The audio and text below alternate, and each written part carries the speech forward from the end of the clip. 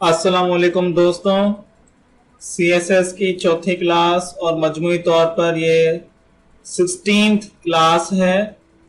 इसमें हम बहुत ही इम्पोर्टेंट तरीन सीएसएस की चीज को सीखना जा रहे हैं और यह है external file CSS. More than 90% developer programmers used this method, external file CSS.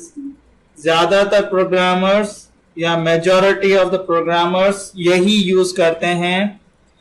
वजह यह है कि इनलाइन CSS जो है वो टाइम कंज्यूमिंग है, कोड बहुत ज्यादा इस्तेमाल होता है, इसीलिए इसको प्रेफर नहीं करते इतना। ऑन पेज CSS भी अगर कोई बड़ा प्रोजेक्ट हो और बहुत सारे पेजेस बनाने हो उसमें, तो हर पेज के लिए एक अलग से CSS बनाना भी एक बहुत टाइम कंज्यूमिंग और बहुत सारा कोड हो जाएगा, इसीलिए इसको भी इतना ज्यादा प्रेफर नहीं करते। और इसका एक्सटर्नल का एडवांटेज ये है कि आप एक फाइल बनाएं और उन तमाम पेजेस के अंदर उसका लिंक दे दें तो ऑटोमेटिकली जो भी आपने जिसकी भी क्लास बनाई होगी जिस पेज के लिए या जिस एट्रीब्यूट के लिए, वहां पे वो अप्लाई हो जाएगा। फिर चाहे कितने ही पेजेस क्यों ना हो, आप खाली उसमें अपना लिंक दे दें उस CSS फाइल का, तो आपकी जो भी रिक्वायरमेंट होगी, जो भी आपका डिजायर्ड होगा, वो आप उस पर काम कर सकते हैं। आपको मैं मिसाल दे देता हूं, ठीक है। एक हम एक्सटर्नल CSS बनाते हैं, ठीक है। ये एक जो पिछला काम था उसको हम रिमूव करते हैं, सही है, सही है। और आप एक अपनी नई फाइल बनाएं, ठीक है।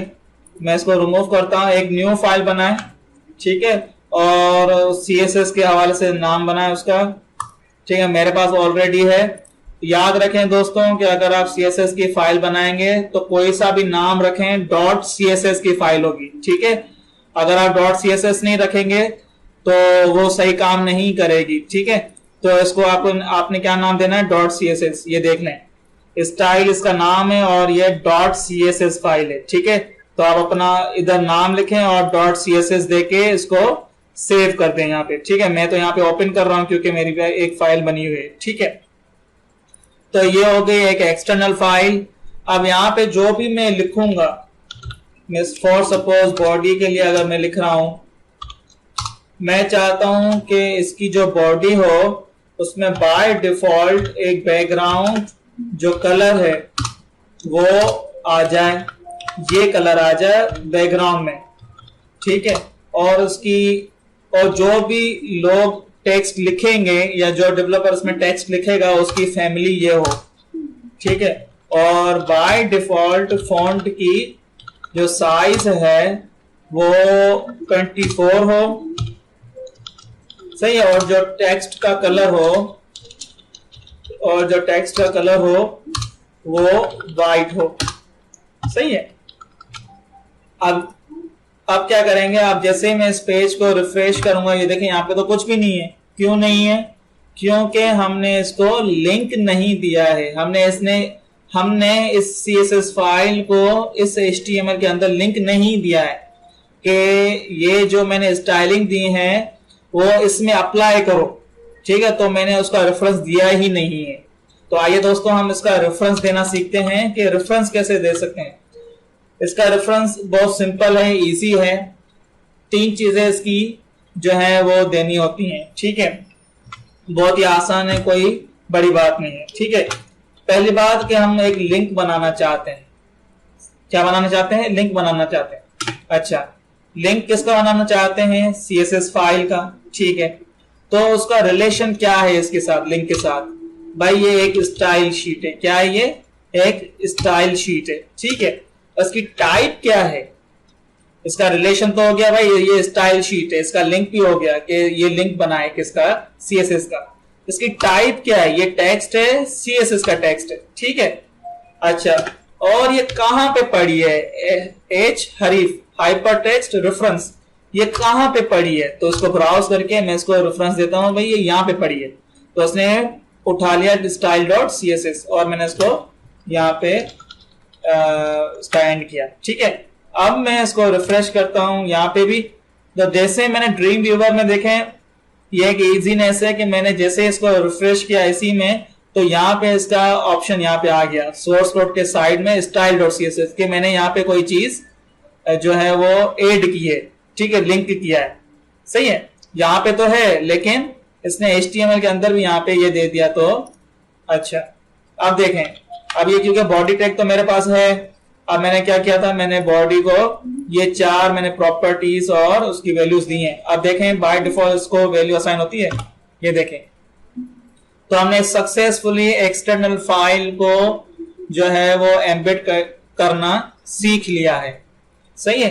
अब देखें इसको बैकग्राउंड कलर भी मिल गया, सही है। और क्या क्या दिया, फॉन्ट साइज और कलर, और ये हमको कैसे पता चलेगा, जब हम इसमें कुछ लिखेंगे।